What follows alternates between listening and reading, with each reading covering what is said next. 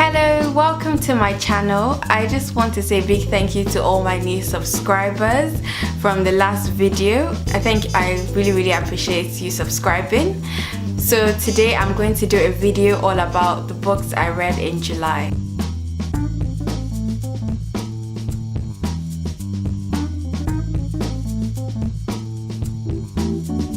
So what I'm going to be doing is I'll review the books that are fiction first, and then I'll review non-fiction after.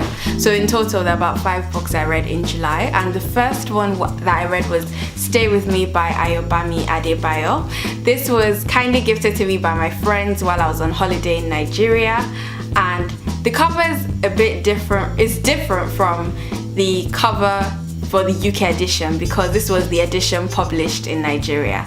So Stay With Me by Ayobami Adebayo was shortlisted for the Bailey's Prize this year, and I'd heard a lot about the book, so I was excited to read it, and I actually got my copy signed, so I'll try and show you it. It was signed with my name by Ayobami Adebayo, so I really like it.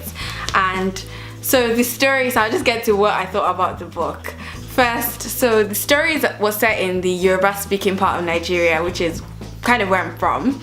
I speak Yoruba too, so while I was reading part of the book I actually translated some of the scenes into Yoruba just because I felt like it would give it a different vibe.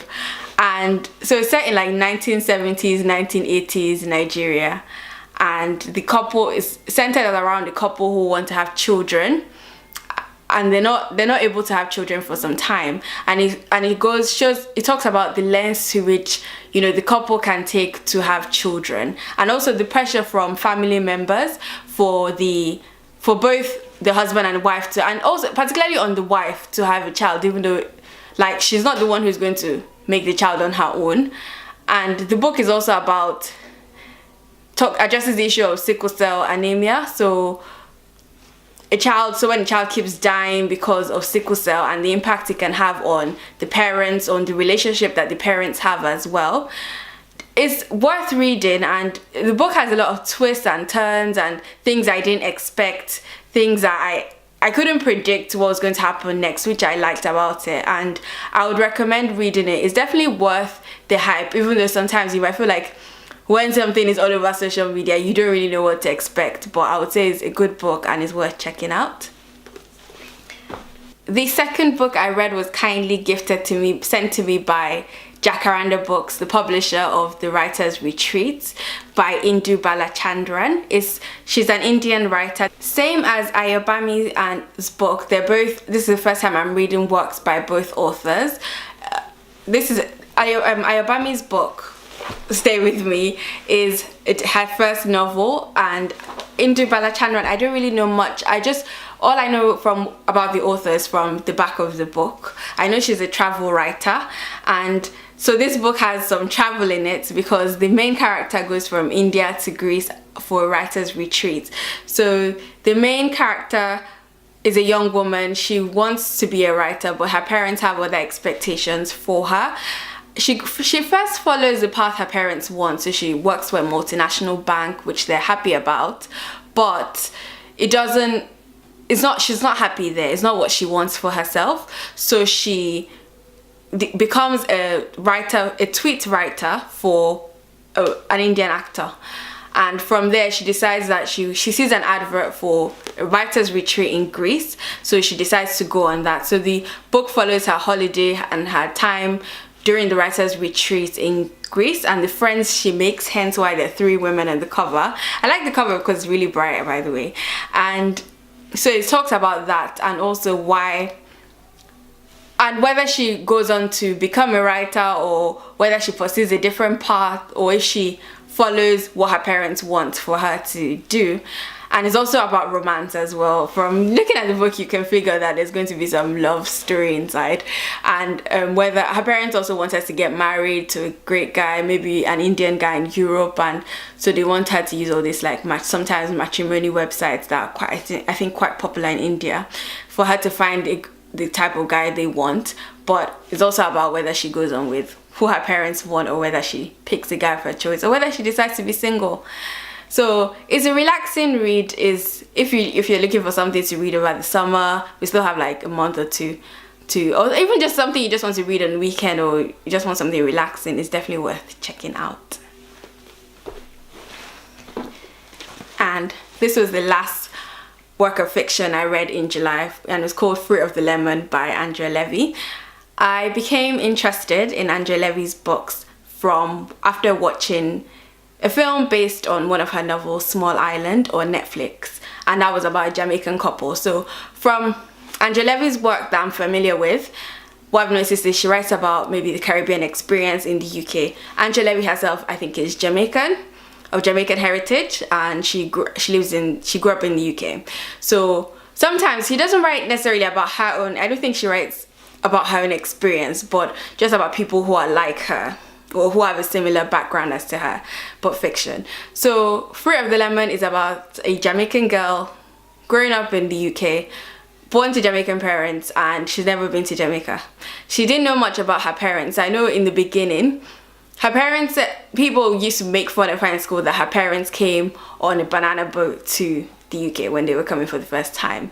And there was a time she actually thought her parents really came on a boat, a real boat, filled with bananas, and she just imagined them being stuck in a boat with loads of bananas. But her parents then explained to her what actually happened when they came to the UK. So the first half of the book is about Faith in the UK, her growing up, her relationship with her parents, how she tells her parents she's moving out of the house, and she tells them she's moving in with a group of girls, but actually she's moving in with a girl and 2 guys, only for her dad to find out later on. So, and it's also about her. She studied fashion, but she was in a career that wasn't what she wanted, in a job that was unsatisfying. And so at some point she breaks down, and her parents say, you know what, maybe you need to go to where we come from, so from Jamaica, and just get familiar with her history. So Faith goes on holiday to Jamaica to stay with her auntie, and her auntie tells her the story of her ancestors. So she understands that her history didn't begin when her parents came from Jamaica to the UK, but it actually was from a long time ago. So her aunt tells her stories about her maternal grandparents, great-grandparents, cousins, and all that.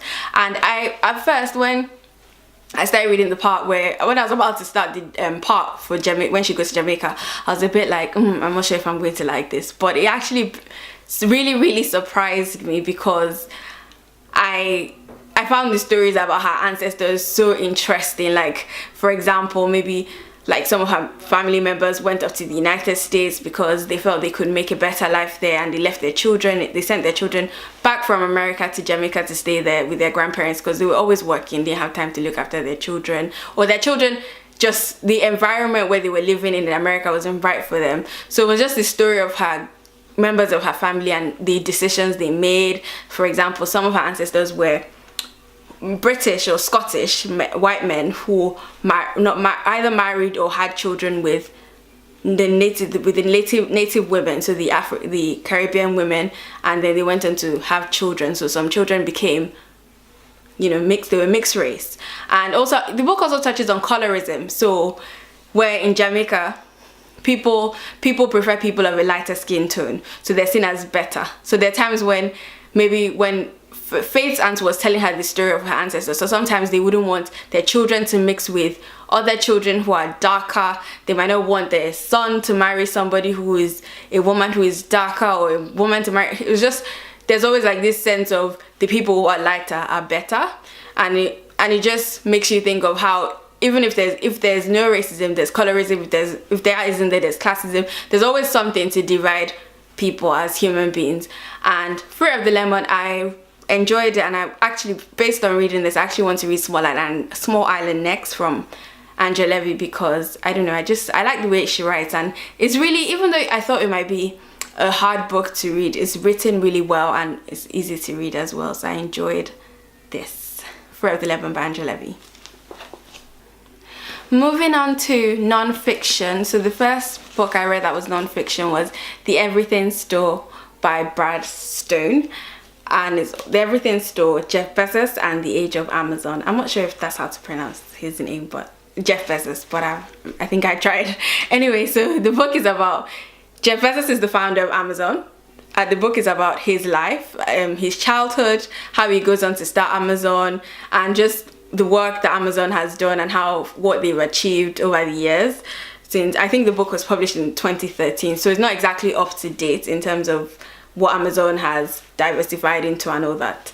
But what I like about it is I think I was able to understand a bit more about this e-commerce company that has changed the way we shop for things online. And also the decisions that were made, that these things were not perfect in the company, because sometimes you look at Amazon like, oh my gosh, this big company, but they too made mistakes, they had to make adjustments. And the book talks about, you know, the legal battles, like tax battles that Amazon had to face, and also how Amazon not only changed how we shop online, but also also affected other competitors in the market, how it affected independent bookshops, for example. So if you were to buy a book online now, you have a choice of, do you buy it from your independent bookshop or do you buy it off Amazon or somewhere else? And how Amazon introduced things like ebooks into the market. So is for me, I like business podcasts, so I thought I would like this. And I've also read another book by Brad Stone about books called The Upstarts. I mentioned it in my previous video. I think I keep mentioning it.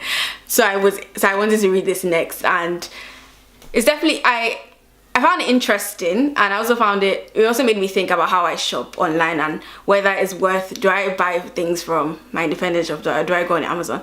The thing is, I like the experience of, for example, going into a bookshop and, you know, talking to the booksellers. But if I'm online, I'm just like reading people's reviews and I just look at the price and see if it works for me. But what I would say is, if you shop online or you've shopped on Amazon, it's worth reading just to give you an idea of this company that has that has used technology to change the way we buy things and the way we live. And it's also about how, so for example, I'll give you how thinking about shopping. So I'll use the bookshop idea. Amazon started out selling books. So when I went for an event, an independent bookshop event in Nottingham, and the bookseller mentioned how, oh, we should shop with independent bookshops and support. I think it's important because I can't imagine going to like Nottingham City Centre and there are no bookshops there anymore because everyone's shopping online. So I think that's important, but I think shopping with Amazon creates jobs and shopping with an independent bookshop creates jobs. So I think just having a balance, I can buy from Amazon today and maybe next tomorrow buy from my bookshop just to support them.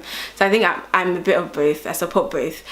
But check this out if you're interested in business, you're interested in how Amazon has grown into this amazing large company.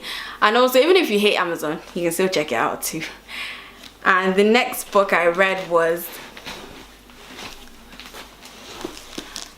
The War on Women by Sue Lloyd-Roberts, and it's about Sue Lloyd-Roberts is a journalist, so it's about her when she traveled across the world and seeing how women were treated. So she wrote about 10 to 12 chapters about women's experiences in different parts of the world where they're facing discrimination, facing, you know, terrible things like honor killings, female genital mutilation. I thought when I started reading this that there would be nothing new, there's nothing. I've read about feminism, I know all these things, but I found it still insightful because there were things I didn't know, like how sometimes peacekeepers come into a community, they're meant to be there to protect the people, but they're actually abusing the women, sexually abusing the women.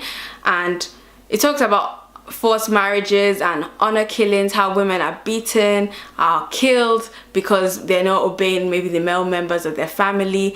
Also about when Sue Lloyd-Roberts, because of her job, she was able to get into like Saudi Arabia and to cover some things, and then she found out, you know, how women, so for example, a woman can't drive. So even if there's a law that, okay, a woman can report to the police when her husband abuses her, but how is she going to get to the police station? Because the man who abused her is the one who's going to have to drive her. So sometimes the law doesn't work in the favor of women. And so it's just about, so the book is about things like I said, forced marriage, genital mutilation. The first chapter is actually about genital mutilation in Gambia and how the pain that women go through. And it was about this woman that Sue met, who was in Gambia and worked in a village so she used to, her family are in charge of cutting women. That's their business, that's their job. And this Gambian woman didn't want to go ahead with that. So fortunately for her, her brother was in the UK, so he was getting married, and she convinced him and was able to get him to sponsor her, to invite her to the wedding. So she decided to represent the family in the wedding, at the wedding in the UK. So when she gets there, she attends the wedding and decides that she's going to file for asylum because she wants to use that as a way of safety, so she doesn't go back and continue that and start the job as a female genital cutter. But the problem is, when she applies to the Home Office and explains her situation, they say it's not true, that the way she ties her headscarf, so she might have used, like, West African women wear like fabric like this and tie on our heads, and so she ties that, and they think because of that means she's from a wealthy family and she can easily go back to Gambia and continue her life. But the thing is, she's actually from a village where they don't understand that, and they're going to force her to be a genital cutter. So because of that, she's in limbo, and so the Home Office placed her in accommodation where anytime she would be deported to Gambia, and that was where the story ended. So I actually don't know if she got deported or was finally allowed to stay in the UK. But it's just about the difficult situations that even when women may apply for asylum, when there's a genuine issue because with where they are at home, they're not granted asylum in the UK. It's insightful, it's worth reading, it's devastating in some situations. I'll say that there are quite some very graphic, sad scenes in this book. There are times when I'm reading about the honor killings or like the way women were sexually abused in regions where peacekeepers were, or just even the genital mutilation chapter, and that was the first chapter. It was very sad, and unfortunately Sue Lloyd-Roberts actually died while she was writing this book. So her children and her editor finished the book. So I'm glad they were able to. She'd written about 99% before passing away, so they were able to finish it. And I can't say I enjoyed reading because it's very sad, but it's an insightful read. So those are the books I read in July, and thank you for watching. Don't forget to subscribe. My name is Turayo here on YouTube, and on Instagram you can follow me at Turayo A. I'll write it on the screen as well, and on Twitter I'm Turayo_Akonde. If you've enjoyed this video, don't forget to like the video, to comment. I read all the comments on the video, so I really appreciate it. So you can like, comment, let me know what you enjoyed about the video. If there are any books you've read that I mentioned or any ones you plan to read, let me know in the comments. And thank you again for watching. Don't forget to subscribe, and I'll see you in my next video.